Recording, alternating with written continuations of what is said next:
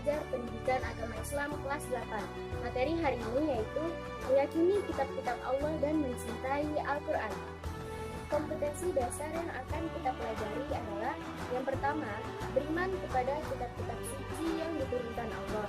Yang kedua, menghayati perilaku toleran sebagai implementasi dari beriman kepada kitab-kitab Allah. Yang ketiga, memahami beriman kepada kitab-kitab Allah. Dan yang terakhir, menyajikan dalil nafsi tentang beriman kepada kitab-kitab Allah. Apa itu iman kepada kitab Allah?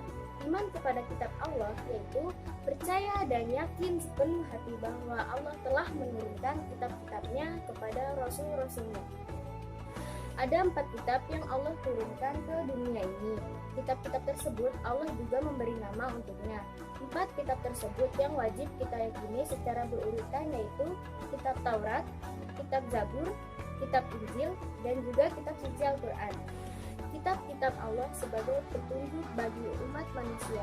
Kitab-kitab Allah yang diturunkan kepada manusia melalui para utusannya dimaksudkan agar dijadikan petunjuk bahwa keberadaan manusia di muka bumi ini karena manusia diciptakan oleh Allah. Maka hanya kepada Allah lah mereka wajib menyembah. Al-Quran sebagai kitab suci umat Islam. Al-Quran merupakan kitab suci yang diturunkan Allah kepada Rasulnya yaitu Nabi Muhammad SAW dan terjamin kemurniannya. Kemurnian Al-Quran juga dijelaskan di dalam Quran surat Al-Hijr ayat 9 berikut. A'udzu billahi minasy syaithanir rajim.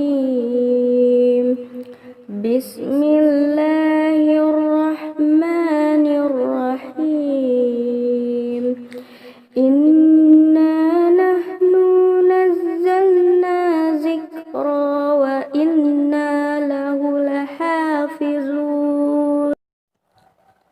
Artinya, sesungguhnya kamilah yang menurunkan Al-Quran dan pasti kami pula yang akan memeliharanya. Nah, selanjutnya Ibu akan memutarkan sebuah video tentang contoh anak-anak yang mencintai dan beriman kepada kitab-kitab Allah, yaitu kitab suci Al-Quran. Ini dia videonya. Takwa. Bismillah. Ibu yakin Zidan bisa? Terlalu berat buat Zidan, Bu. Kalau kamu yakin, insya Allah diberi kemudahan oleh Allah. Minta yang lain aja deh, Bu. Insya Allah Zidan sanggup. Ibu akan bangga kalau kamu jadi hafiz, penghafal Al-Quran. Tapi Zidan pengennya jadi astronot atau minimal presiden, Bu.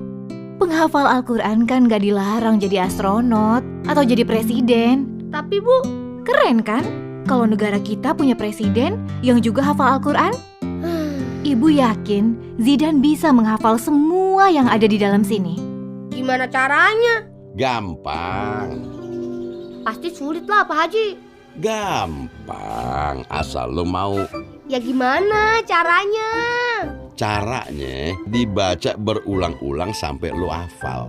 Masalahnya, Zidan merasa nggak mampu, Pak Haji. Ngafalin pelajaran sejarah aja, Zidan suka lupa. Al-Quran itu kalamullah dan Allah akan memudahkan bagi siapa saja yang mau menghafalnya. Buktinya udah banyak. Anak umur 5 tahun aja bisa jadi hafiz. Pak Haji sendiri hafal nggak? Minggir, minggir, minggir. Ih. Jadi Zidan harus gimana, Pak Ustadz?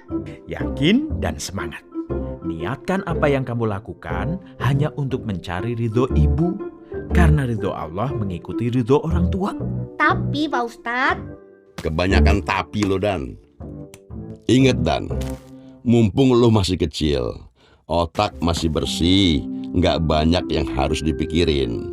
Jadi pakai buat menghafal Al-Quran.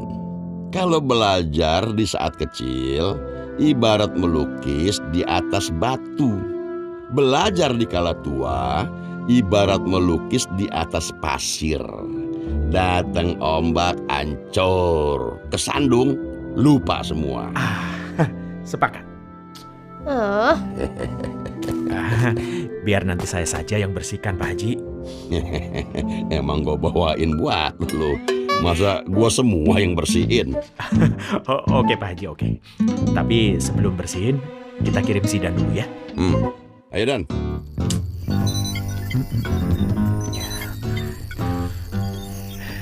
Oke, siap semuanya? Siap. Jawab dong Dan. Iya, siap. Kita mau kemana sih Pak Ustadz? Ketemu anak-anak hebat. Bismillahirrahmanirrahim.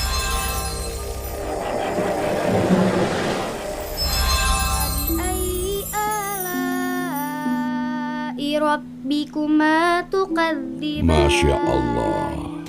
Indah bener suaranya. Bikadil jalali wal ikram.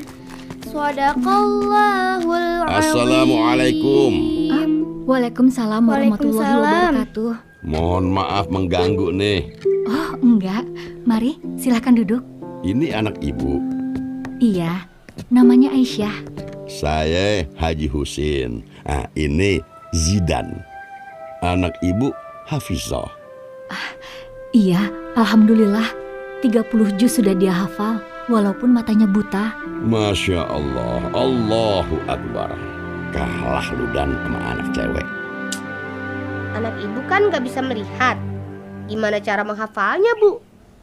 Pakai ini, Al-Quran Braille. Tiap hari dia baca dan hafalkan. Lihat kan Dan? Yang matanya nggak bisa ngelihat aja bisa jadi hafizah. Apalagi lu yang Allah kasih kesempurnaan.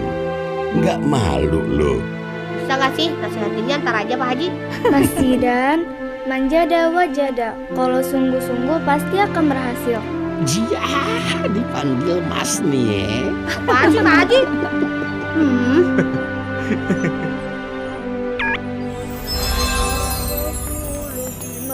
Mau kemana lagi ini kita Pak Ustadz?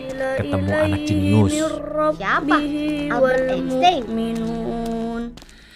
Kullun amana billahi wa malaikatihi wa kutubihi wa rusulihi la nufarriqu baina ahadim min rusulihi wa qalu sami'na wa ata'na ghufranaka rabbana wa ilaikal masir. Sadaqallahul azim. Assalamualaikum. Waalaikumsalam warahmatullahi wabarakatuh. Anaknya Hafiz, Bu. Alhamdulillah. Hafal berapa juz? Alhamdulillah 30 juz. Masya Allah. Udah gede kok jalan-jalannya pakai kursi roda? Anak ibu lumpuh sejak kecil, Nak. Astagfirullah. Sejak lahir lumpuh otak. Sebagian sel saraf otaknya yang mengatur motorik rusak. Jadi semua hal yang berhubungan dengan gerakan tidak bisa dilakukan dengan baik. Allahu Akbar. Terus gimana cara menghafal Al-Qur'annya? Ini semua atas karunia Allah. Dari bayi saya selalu memperdengarkan dia murotal Quran. Dari mendengar, dia bisa hafal. Masya Allah. Maha benar Allah dengan segala firman-Nya. Umar, maafin aku ya. Nggak ada yang salah. Kamu mau nggak jadi sahabat aku? Mau. Mau menghafal Al-Quran nggak? Insya Allah. Al-Quran itu firman Allah yang mulia. Kalau ada di dalam diri kita, Allah akan muliakan kita. Insya Allah. Amin.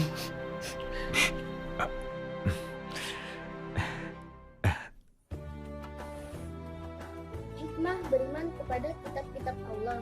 Yang pertama yaitu memberikan petunjuk kepada manusia mana yang benar dan mana yang salah. Yang kedua, pedoman agar manusia tidak berselisih dalam menentukan kebenaran. Yang ketiga, memberikan informasi sejarah kehidupan orang-orang terdahulu. Hal ini bisa menjadi pelajaran hidup yang berharga bagi umat Islam saat ini. Yang keempat, manusia menjadi tahu betapa besarnya perhatian dan kasih sayang Allah kepada para hamba dan makhluknya. Selanjutnya, manusia yang beriman akan dapat mengetahui dan membedakan mana yang baik dan mana yang buruk. Karena di dalam kitab dijelaskan tentang perilaku yang baik dan perilaku yang buruk. Selanjutnya, memiliki sikap toleransi yang tinggi karena kitab-kitab Allah memberikan penjelasan tentang penanaman sikap toleransi. Mensyukuri segala anugerah dan nikmat yang telah Allah berikan, termasuk pemberian petunjuk yang benar melalui kitab-kitabnya. Dan yang terakhir yaitu hati manusia menjadi lebih tentram dan menambahkan ilmu pengetahuan. Nah, itu dia tadi materi kita pada hari ini, yaitu tentang meyakini kitab-kitab Allah dan mencintai Al-Quran. Semoga bermanfaat. Assalamualaikum warahmatullahi wabarakatuh.